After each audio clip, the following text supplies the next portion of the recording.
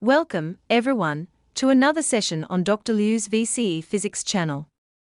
In this video, we'll be tackling the light as a wave from the NHT 2024 physics examination. I'll be guiding you through the solutions and concepts, and I encourage all teachers, parents, and fellow students to contribute any insights or corrections you may have. An ambulance, with its siren sounding, is traveling with a constant velocity, v, along a straight road. Initially the ambulance passes a marker, x, then a stationary observer, and finally a marker, y. The observer is located midway between the two markers, x and y.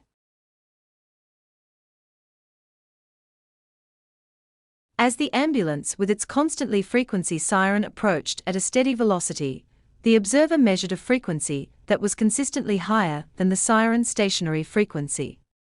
After passing, the ambulance continued to move away at a constant velocity, and the observer then measured a frequency that was consistently lower than the frequency of the stationary object.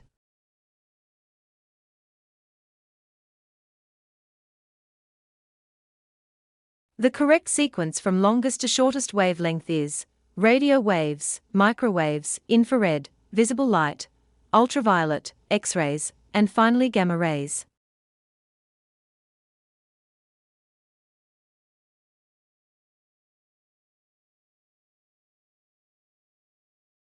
The speed of light in a medium is indeed equal to the speed of light in a vacuum divided by the refractive index of that medium.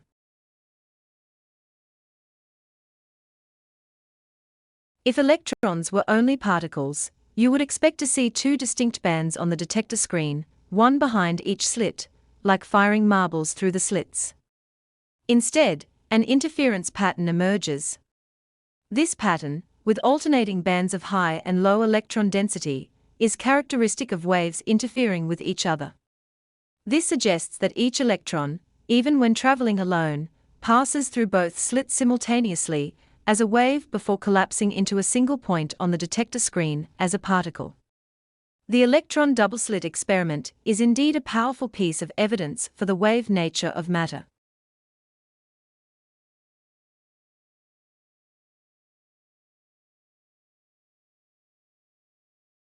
When two wave pulses traveling in opposite directions meet, the amplitude of the combined pulse is indeed the sum of the individual amplitudes. The principle states that when two or more waves overlap, the resulting wave is the algebraic sum of the individual wave displacements. If wave crests meet crests, or troughs meet troughs, it results in constructive or superposition interference. For light to travel in an optical fiber without loss, it must undergo total internal reflection. This requires the incident angle to be greater than the critical angle, which is the specific angle calculated using Snell's law that results in a 90-degree refractive angle. Based on Snell's law, the refracted angle of a ray entering a fiber's core is calculated. This angle is complementary to the ray's incident angle at the core cladding boundary. If that boundary angle is less than the critical angle, then total internal reflection will not occur.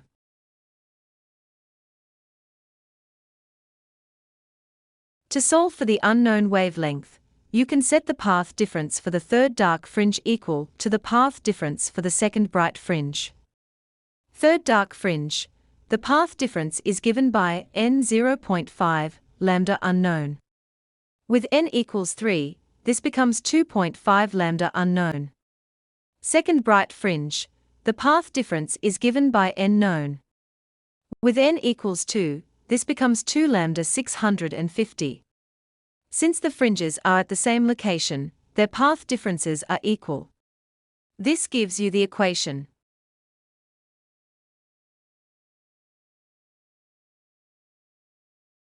White light entering a glass prism refracts, due to the different refractive indices of air and glass. The light disperses because each color has a unique refractive index in glass.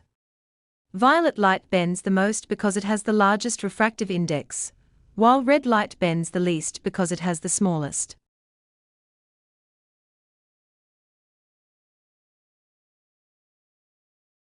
When the glass prism is completely submerged in a clear liquid with the same refractive index, light is not dispersed. This is because the light is traveling through media with identical refractive indices, so it does not refract or bend as it passes from the liquid into the glass.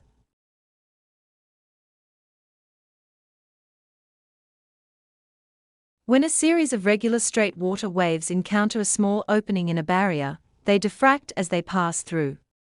Lee's statement is incorrect because diffraction occurs regardless of whether the wavelength is smaller or larger than the gap width. Charn's statement is also incorrect because the extent of diffraction is directly influenced by the wavelength. A larger wavelength relative to the gap size results in more pronounced diffraction. This section on light as a wave is worth 21 marks, 16.2% of the total, and is split into multiple choice and short answer questions. Multiple choice questions, 4 marks. Question 15 examines the Doppler effect, the change in a wave's frequency due to relative motion. Question 16 tests knowledge of the electromagnetic spectrum, the full range of radiation. Question 17 addresses the speed of light in different media determined by the refractive index. Question 20 explores the electron double-slit experiment, a classic demonstration of wave-particle duality.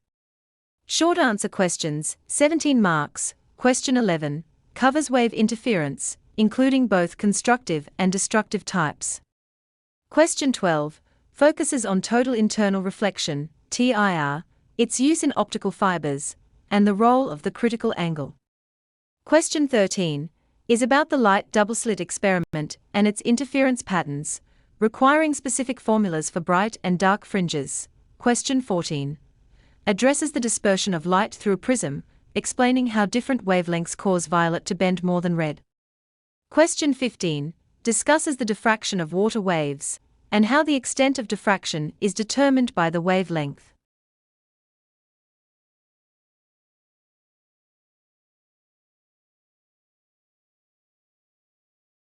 Should you require assistance, please feel free to connect via WeChat or WhatsApp and send an email. Thank you for your attention. Kindly note the details of Dr. Liu's VCE Physics, Chemistry, and Biology channels.